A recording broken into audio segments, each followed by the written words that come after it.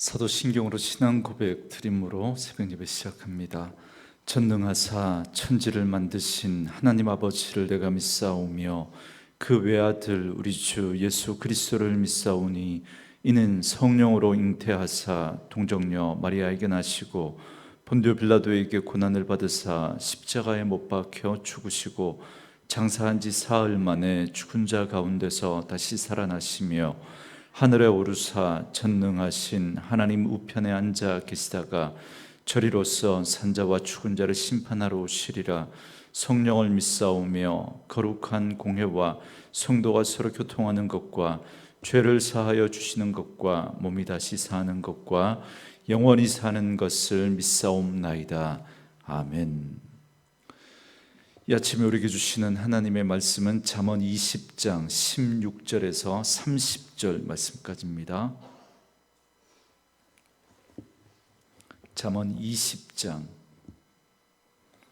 16절에서 마지막 30절 말씀까지입니다.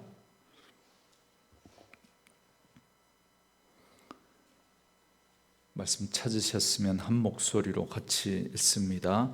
타인을 위하여 보증선자의 옷을 취하라. 외인들을 위하여 보증선자는 그 몸을 볼모 잡을지니라.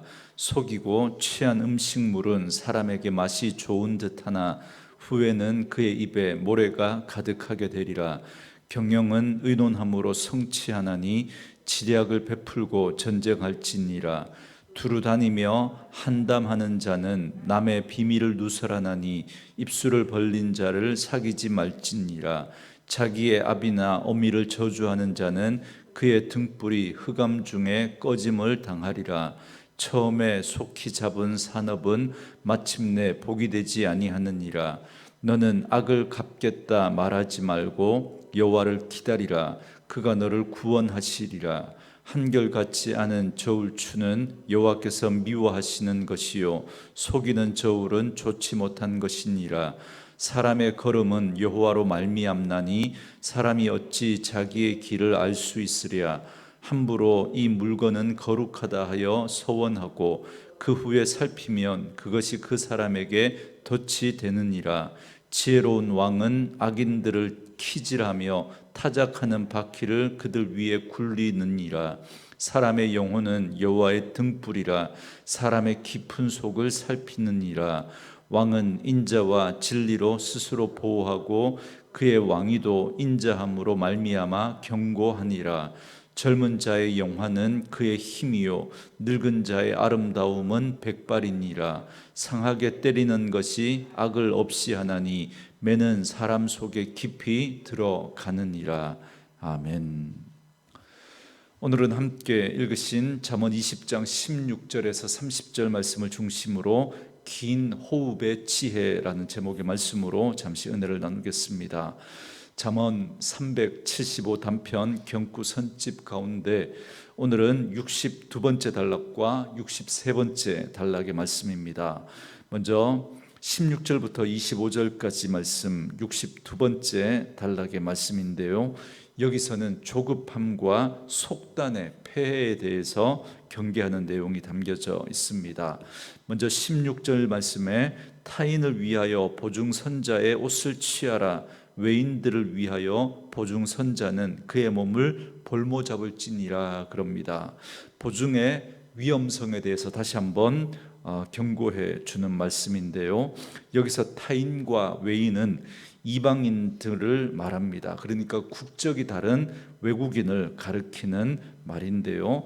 그러니까 그만큼 잘 알지 못하는 낯선 사람이라는 걸 강조하고 있는 겁니다. 그런 사람에게 함부로 보증 설 사람이 어디 있겠습니까마는 만약에 그랬다가는 그 결과는 불을 보듯 뻔하다는 말씀입니다. 그러므로 보증을 서는 일은 그만큼 신중해야 한다라는 거죠. 웬만하면 보증을 서지 않는 게 좋겠지만 그러나 꼭 서야 할 일이 생긴다면 신중에 신중을 기해야 하고 무턱대고 보증을 설 게 아니라 확실한 담보를 잡아두라고 말씀하고 있는 겁니다. 여러분, 혹 교인들 간에 돈 거래가 있을 수 있습니다. 될 수 있으면 하지 않는 게 좋겠지만 그러나 하게 된다면 반드시 차용 증서를 쓰셔야 하고 법적인 분쟁의 소지가 생기지 않도록 해야 하는 것입니다. 서로 믿고 또 그렇게 했는데 그것 때문에 또 문제가 생기니까, 의도치 않은 그런 어려움들이 생기니까 결국 그것 때문에 돈도 잃고 관계도 깨어지는 그런 모습들을 굉장히 많이 봤습니다. 그런 일이 없도록 여러분 조심하셔야 되고, 또 그러한 부분에 분명하게 또 법적인 또 소지가 생기지 않도록 하는 것이 지혜롭습니다. 그리고 17절 말씀에 속이고 취한 음식물은 사람에게 맛이 좋은 듯하나 후에는 그의 입에 모래가 가득하게 되리라 그럽니다. 이게 무슨 말이냐면, 속여서 얻은 빵은 더 맛있게 느껴질지 모르겠지만 그러나 훗날에는 그것이 반드시 그의 삶에 불행을 자초하게 될 것이다 라는 말씀입니다.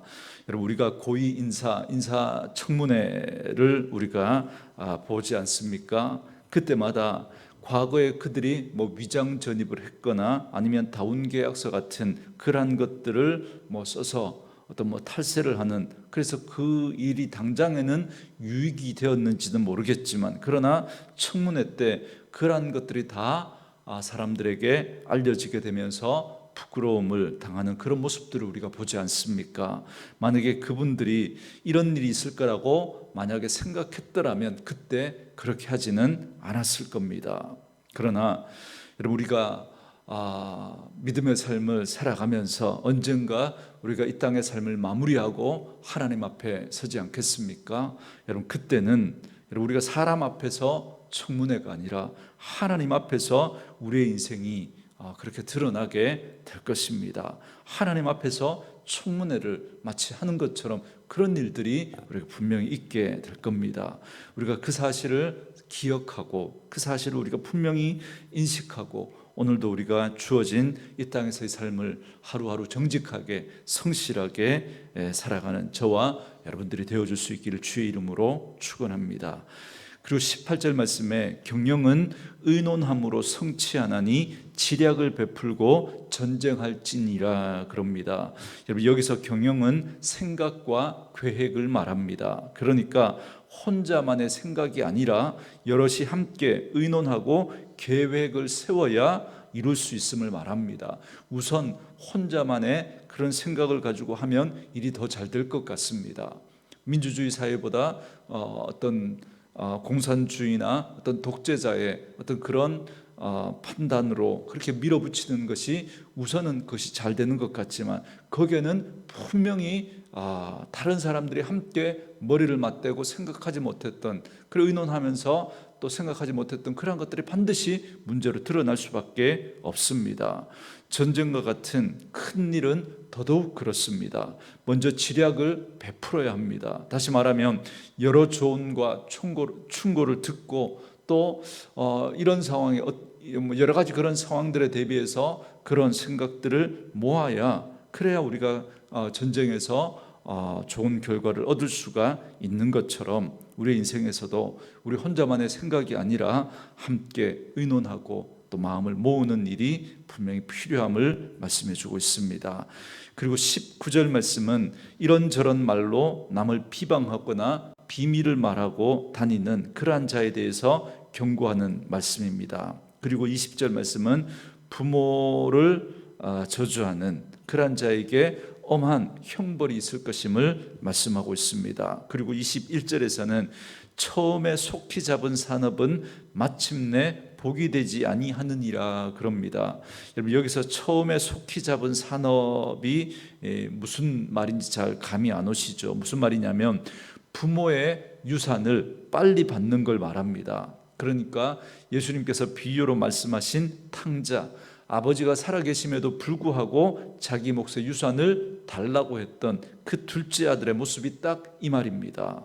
솔로몬은 자신이 노력해서 재산을 모으려고 하지 않고 부모의 재산 상속만을 바라고 이걸 일찍 받는 것은 절대 복이 될 수 없다라는 사실을 말씀하고 있습니다.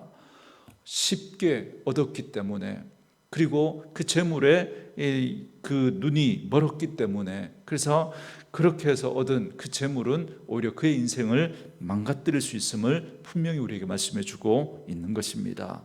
그리고 22절 말씀에 너는 악을 갚겠다 말하지 말고 여호와를 기다리라, 그가 너를 구원하시리라 그럽니다. 이 말은 억울한 일을 당하였을 때 섣불리 보복하지 말라는 말씀입니다. 왜냐하면 보복하겠다라고 하는 그 감정에 우리가 사로잡히게 되면 오히려 자신이 범죄자가 되는 그런 결과를 초래하기 때문에 그렇습니다. 그래서 스스로 악을 갚지 말고 원수 갚는 것이 하나님에게 있다 말씀하시기 때문에 하나님을 기다리셔야 합니다. 그래야 우리가 그 상황에서 감정에 휘둘리는 그런 어리석음을 범하지 않게 되고, 또 그렇게 하나님을 인정하고 하나님께 맡길 때 하나님께서 친히 그 원수를 갚아주실 것임을 말씀해 주고 있습니다.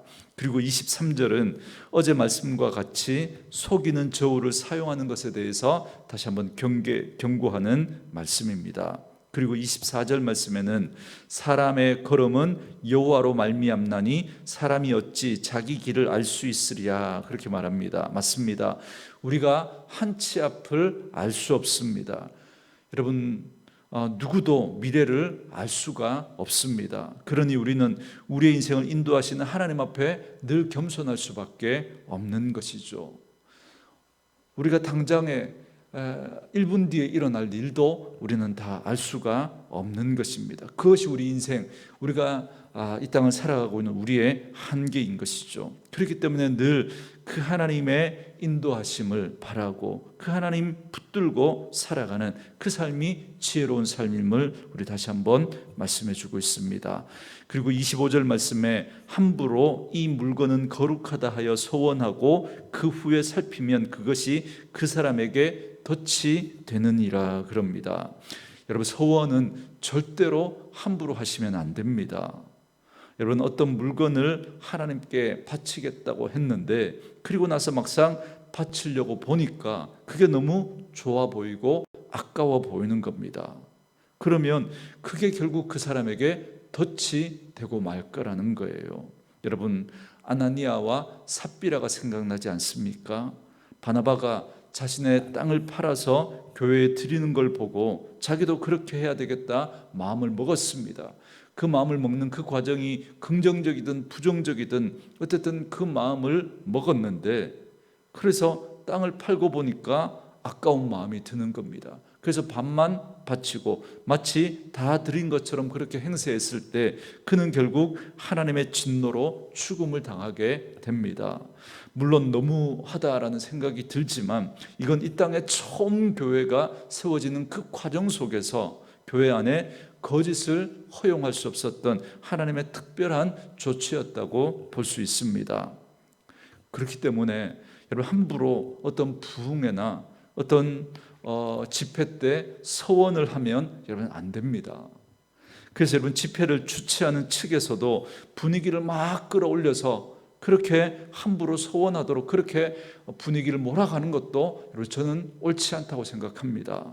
그리고 신중하지 않고 감정에 휘둘려서 함부로 소원하는 것도 여러분, 결코 여러분 옳지 않습니다. 귀중하고 소중한 일일수록 더 깊이 생각하고 더 신중하게 거듭거듭 생각하고 여러분, 우리가 하나님 앞에 우리의 그 마음을 올려드릴 수 있어야 합니다. 섣부르게 감정적으로 했다가 그것 때문에 늘 마음의 한편에 부담감을 가지고 그렇게 살아가는 인생들이 얼마나 많습니까? 마치 덫을 그렇게 걸려있는 것처럼, 그렇게 거기에 발목이 걸려있는 것처럼 그렇게 올무가 되어서 살아가는 그런 인생들이 얼마나 많습니까? 우리가 하나님 앞에 어떤 작은 결정 하나를 할 때도 정말 하나님 앞에 신중하게 그렇게 전후를 따지고 정말 신중하게 그 결정과 선택을 하는 그런 지혜가 저와 여러분에게 필요한 줄 믿습니다. 계속해서 26절부터 30절까지 말씀은 63번째 단락의 말씀인데요, 악에 대한 준엄한 치리와 그런 악과 죄악과의 단절을 권면하고 있는 말씀입니다. 먼저 26절 말씀해 보시면 지혜로운 왕은 악인들을 키질하며 타작하는 바퀴를 그들 위에 굴리느니라 그럽니다. 이게 무슨 말이냐면 여기서 왕은 재판관의 역할을 하는 그 왕을 말합니다. 그래서 지혜로운 왕은 악인을 정확하게 구별해내서 거기에 합당한 징계를 행한다라는 말입니다. 그걸 곡식을 키질하는 것에 비유해서 지혜로운 왕은 키질하고 타작도 해서 악인을 잘 선별해서 심판한다, 그 말인 거죠. 여러분, 이 말씀을 영적인 측면에서 살펴보면 지혜를 사모하는 자에게 주시는 이 지혜는 사모하는 자에게 주시는 은사라고도 말할 수 있습니다. 그래서 우리는 주님 앞에 그 지혜를 구해야 합니다. 그런데 그 지혜는 바로 하나님의 말씀을 우리가 읽고 묵상하고 그 말씀을 취할 때 하나님께서 우리에게 주시는 지혜입니다. 그리고 그 지혜가 우리 안에서 왕노릇할 수 있도록 그렇게 해서 내 안에 있는 악과 내 안에 있는 죄성을 키질하여서 죄의 뿌리를 찾아내고 그걸 징계하도록, 그래서 날마다 우리 안에 나의 죄된 모습, 나의 죄성을 발견하고 하나님 앞에서 회개하는 그러한 모습이 우리에게 있어야 하는 것입니다. 여러분, 마치 어떤 지혜나 분별력이 자기에 대해서는 관대하고 다른 사람에 대해서는 너무 비판적인 그러한 모습들로 드러나는 그러한 모습들이 있는데 결코 그렇지 않습니다.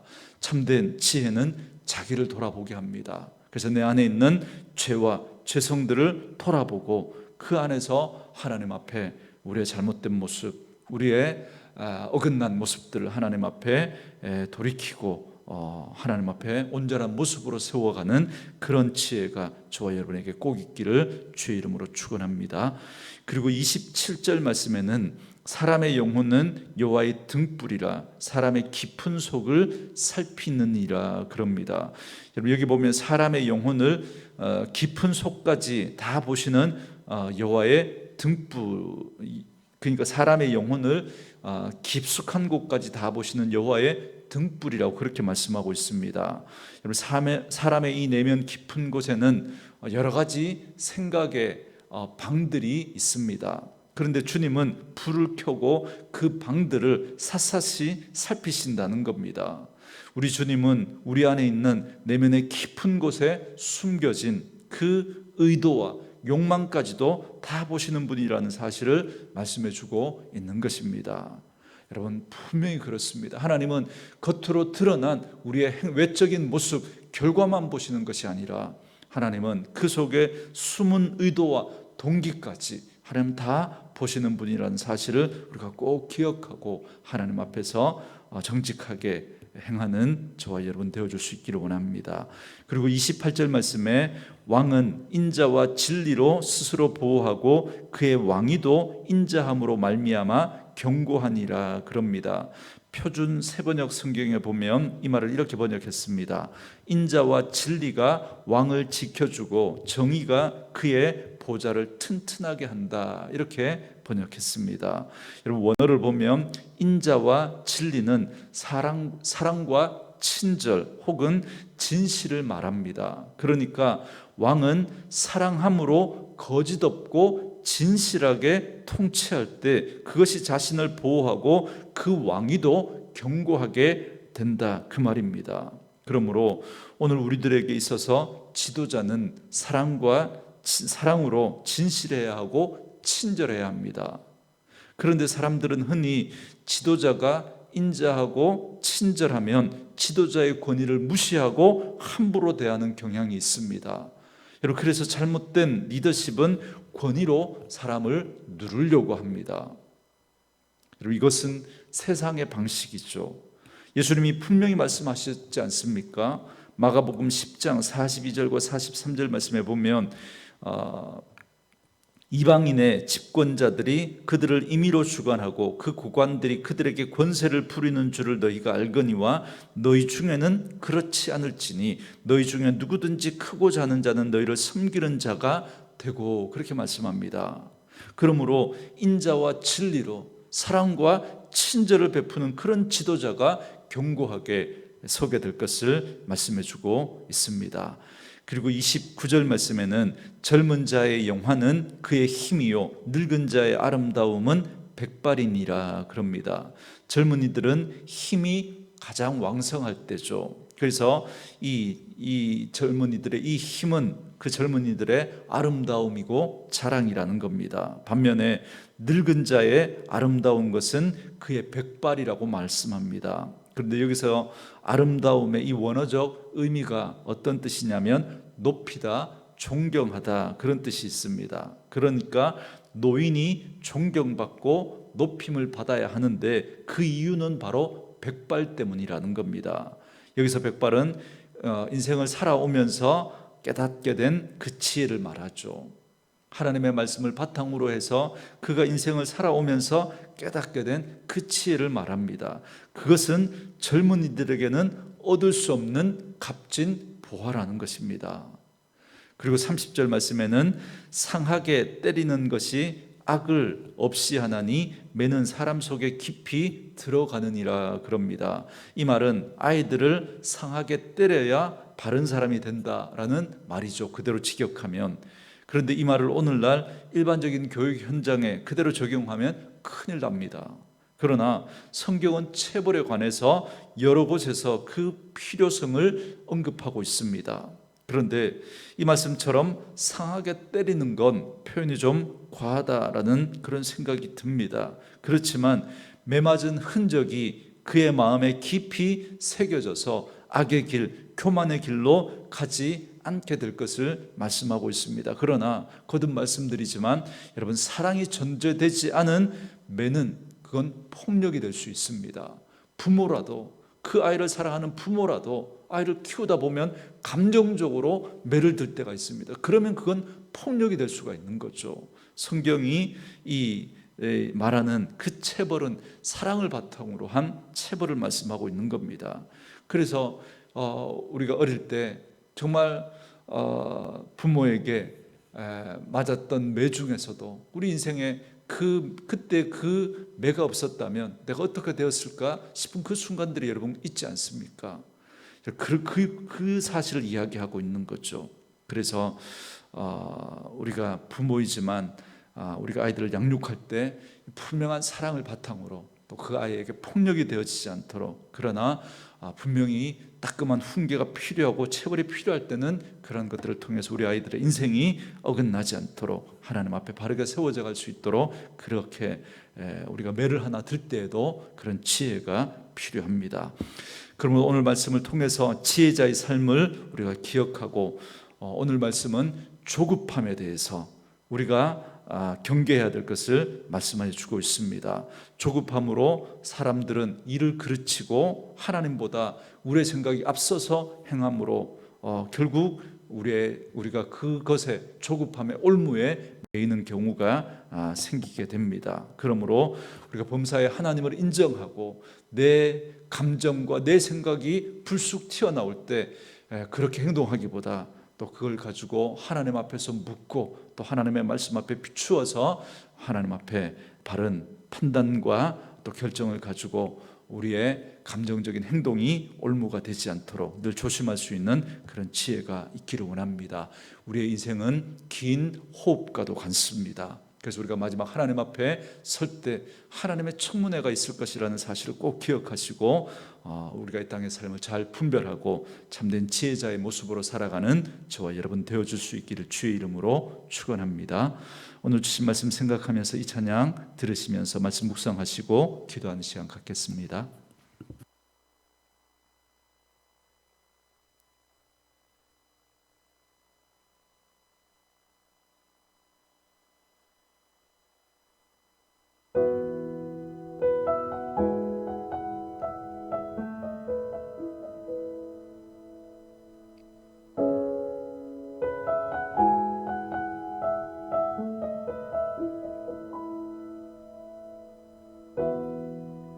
주님, 당신은 내 삶 구석구석까지 감찰하시며 나를 응원하시는 분, 내 길을 밝혀 밝혀서 영원한 생명의 길로 인도하시며 나를 격려하시는 분, 크고 작은 갈등을 겪곤 하지만 항상 결국 당신을 선택합니다. 나의 유일한 고백의 대상은 오직 아름다운 당신뿐입니다. 나의 유일한 고백의 대상은 오직 아름다운 당신뿐입니다. 나의 예배를 받으소서, 홀로 영광을 받으소서. 주여, 나의 주여.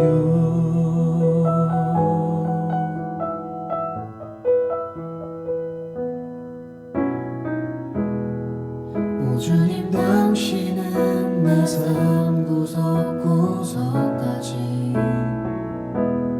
감찰하시며 나를 응원하시는 분,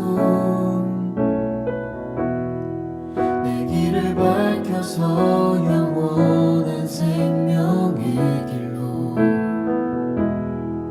인도하시며 나를 격려하시는 분, 크고 작은 갈등을 겪곤 하지만 항상 결국 당신을 선택합니다. 나의 유일한 고백의 대상은 오직 아름다운 당신뿐입니다. 나의 유일한 고백의 대상은 오직 아름다운 당신뿐입니다.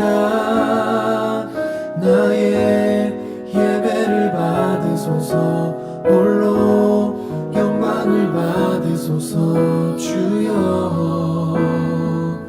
나의 주여.